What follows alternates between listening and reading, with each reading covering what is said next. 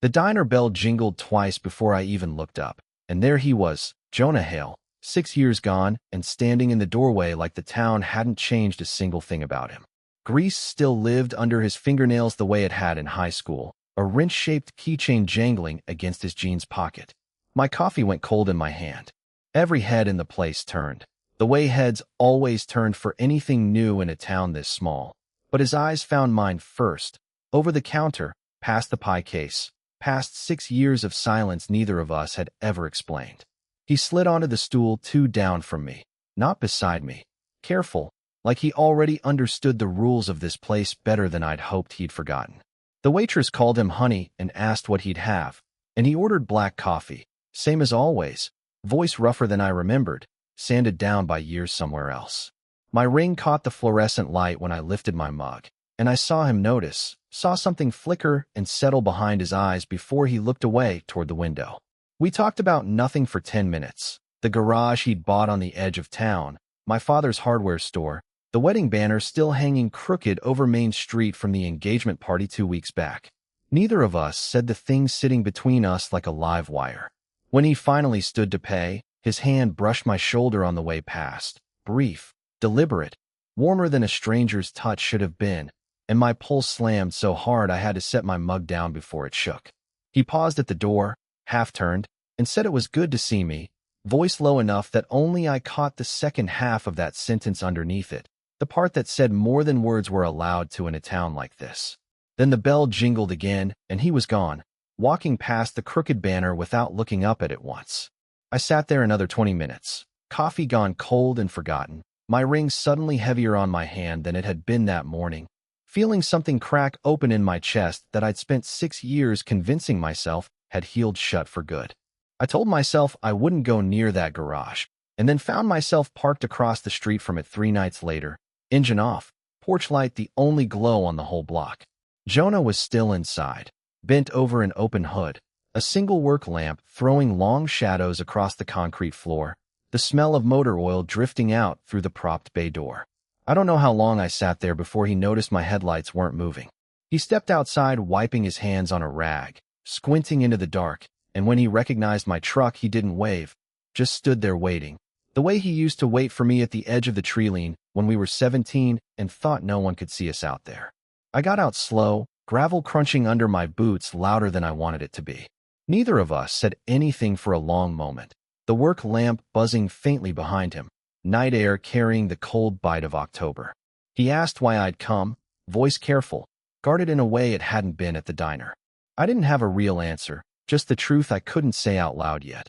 So I told him I missed his company, and he laughed once, short and humorless, said company wasn't the word either of us meant. He stepped closer, close enough that the lamp light caught the sharp line of his jaw, close enough I could see the old scar above his eyebrow from the summer we fell off his uncle's roof. My chest ached with how familiar and how dangerous it felt standing that close to him in the open dark. He reached up, slow, giving me every chance to step back, and tucked a loose piece of hair behind my ear, his knuckles grazing my temple, and neither of us moved for what felt like a full minute. Somewhere a dog barked 2 streets over, and we both flinched apart like we'd been caught under a spotlight instead of a single dim bulb. He stepped back first, jaw tight, said I should go home before someone noticed my truck parked outside his shop this late. I nodded, throat too tight to speak, and got back in my truck, hands shaking on the wheel the entire drive home, the ghost of his knuckles still warm against my temple. 2 weeks slid by in stolen 15-minute windows, the back booth at the diner during his lunch break, a text at midnight that said nothing but meant everything. Then my cousin Dale saw my truck parked behind the garage on a Tuesday. I'd sworn I was working late at the store.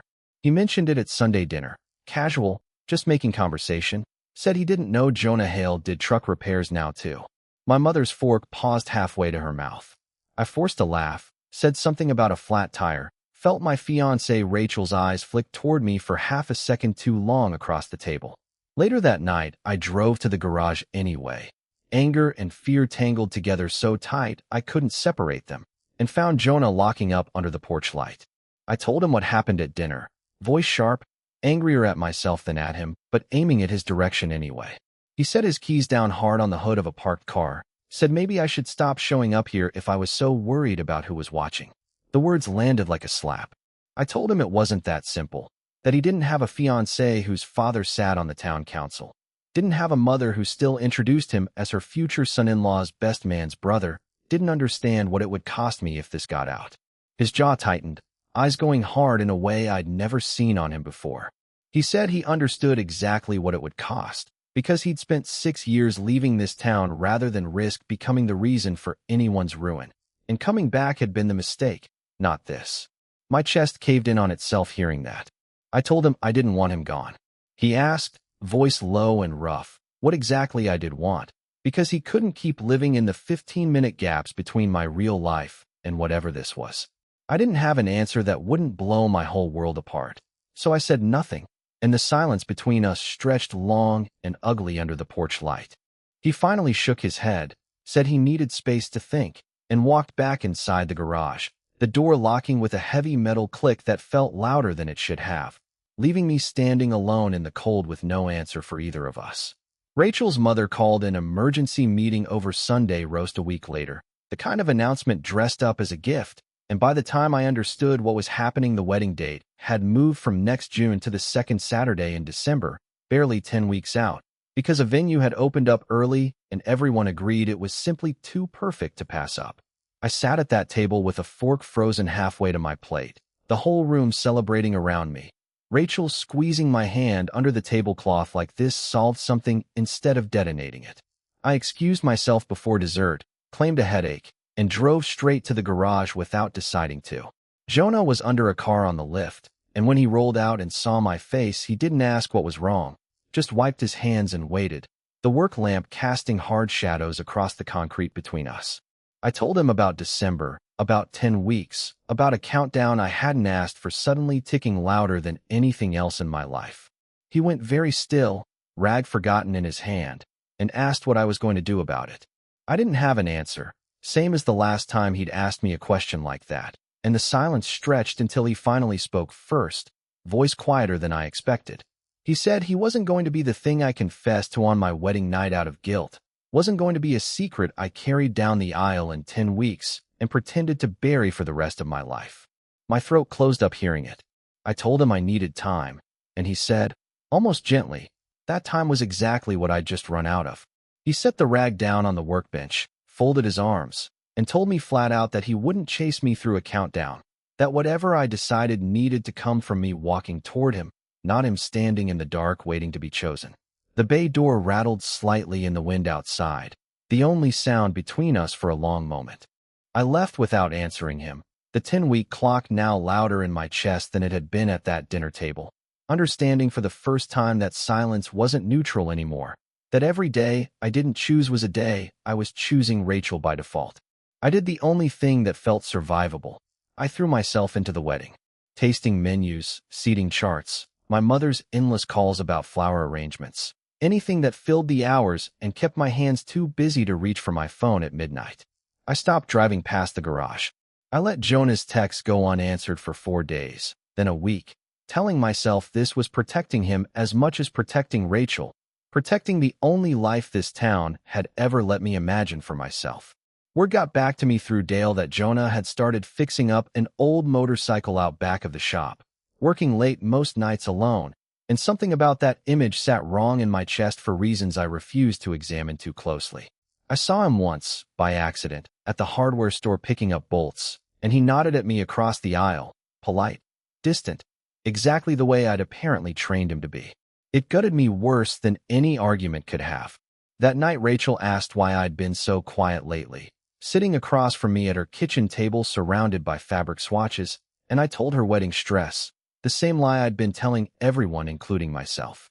She reached over and squeezed my hand, said she loved how much I cared about getting everything right, and I had to look away from her because the guilt sat like a stone behind my ribs.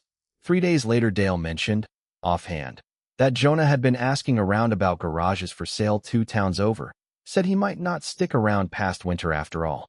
Something in me went cold and hollow hearing it, the countdown suddenly meaning something entirely different than a wedding date. I drove past the garage that night out of habit before I could stop myself, and found it dark, closed early, his truck gone from its usual spot behind the building. I sat there in my own truck a long time, staring at that empty gravel lot, understanding with a sinking clarity that I hadn't been protecting him by staying silent. I'd been quietly pushing him out of my life before I ever had the courage to fight for it, and now it looked like it might actually be working. I found him 2 nights later at the edge of the tree line behind his uncle's old property, the same spot we used to disappear to at 17, drawn there on instinct like my body remembered before my mind caught up. He was sitting on the tailgate of his truck, a single flashlight propped beside him, breath fogging faintly in the cold night air. He didn't look surprised to see me, just tired, the kind of tired that goes deeper than missed sleep. I climbed up beside him without asking, close enough our shoulders nearly touched, and for a long moment neither of us said anything, crickets loud in the dark field around us. I told him about Dale mentioning the garage 2 towns over, told him the thought of him leaving had cracked something open in me that 10 weeks of wedding planning hadn't managed to touch at all. He stared straight ahead into the dark trees, jaw tight, and asked if that meant I'd finally decided something, or if I was just scared of losing an option. The word option hit harder than he probably meant it to. I turned to face him fully then, hands shaking slightly in the cold, and said the truth I'd been swallowing for 6 years, and especially the last 10 weeks, that I loved him, had loved him since we were kids hiding out in this exact field. That Rachel was a good life I was choosing out of fear and not out of anything close to what I felt sitting beside him right now. His breath caught audibly in the quiet.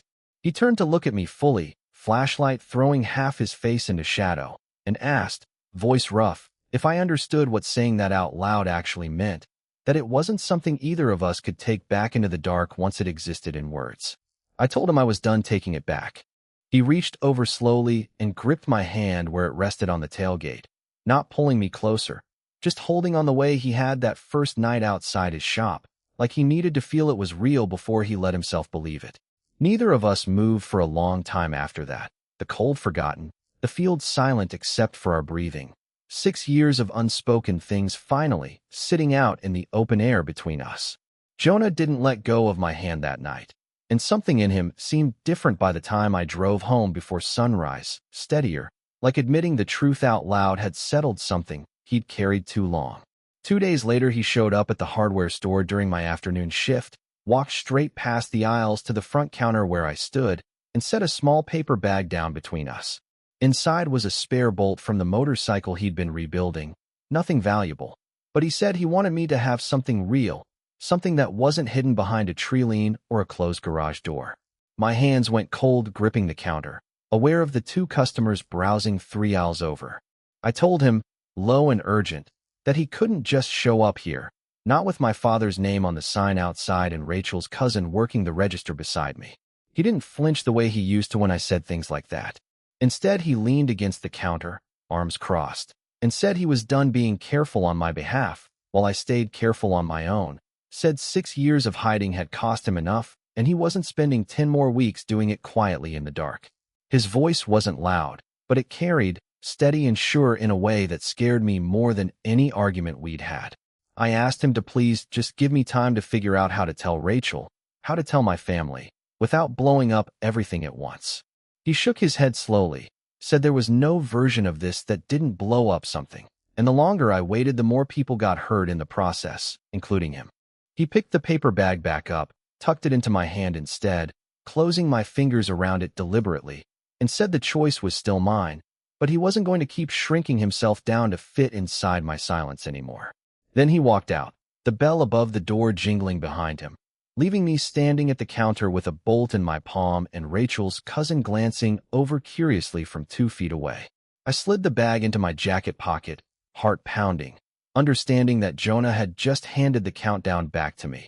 Except now it was ticking louder and faster than any wedding date ever had. The truth came out on a Thursday, not through any grand confession, but through my mother finding Jonah's number saved under a name that wasn't his in my phone, left open on the kitchen counter while I showered. By the time I came downstairs, she was sitting rigid at the table, phone screen still glowing.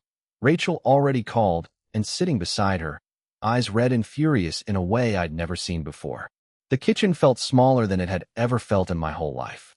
My mother asked, voice shaking, if it was true, If this was why the wedding had felt so hollow the past 2 months, and I couldn't lie anymore, not with Rachel's face already breaking apart 3 feet away from me. I told them the truth, all of it. Jonah, the Trilene, 6 years, the wedding date that had felt like a countdown to losing myself completely. Rachel stood up so fast her chair scraped hard against the floor, said she deserved better than being someone's cover story, and she was right. And I had no defense that didn't sound pathetic even to my own ears. My mother sat frozen, hand pressed to her mouth, town council husband's name suddenly meaning something very different in that silent kitchen. Word moved through a town this size faster than I could brace for it. By Saturday afternoon, half of Main Street knew. Whispers trailing me at the hardware store, my father barely speaking 2 words to me all weekend, the crooked wedding banner still hanging outside like a joke nobody had the heart to take down yet. I drove to the garage that evening, certain I'd find Jonah gone, certain I'd finally cost him the one thing he'd been trying to protect by leaving. Instead, I found him standing in the open bay door, arms crossed, waiting like he already knew I'd come. He asked if I was here because I wanted to be, or because everything else had just fallen apart around me, and he was the only door still open. I stepped closer, past the point of careful, past 6 years of hiding in 15-minute windows and dark fields, and told him I was here because for the first time in my life I wasn't choosing the version of myself this town expected, I was choosing him, in the open, with nothing left to hide behind. The town didn't change overnight, and some of it never fully did. My father still stiff and quiet whenever Jonah's name came up, an uncle or two who stopped waving from their porches altogether.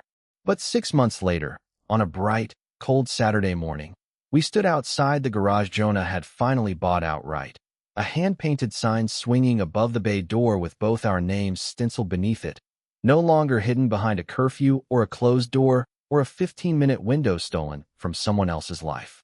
Dale showed up with a case of beer he set on the workbench without being asked, said it was about time somebody in this family did something honest for once.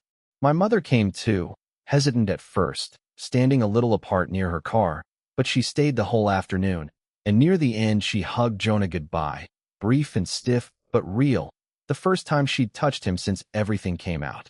Jonah found me by the open bay door as the lights started turning gold over the Trilene behind the shop, the same Trilene where all of this had first cracked open years earlier.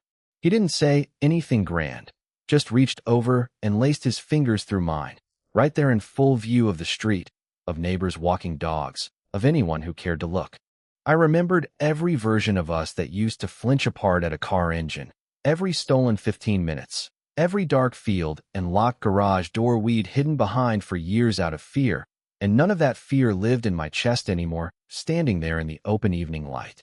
He asked, quiet, just for us, if I had any regrets about how loud and messy the truth had turned out to be. I told him the only regret I had was every year we spent loving each other only in the dark, when this, standing here in broad daylight with his hand in mine, had been worth all of it from the very beginning.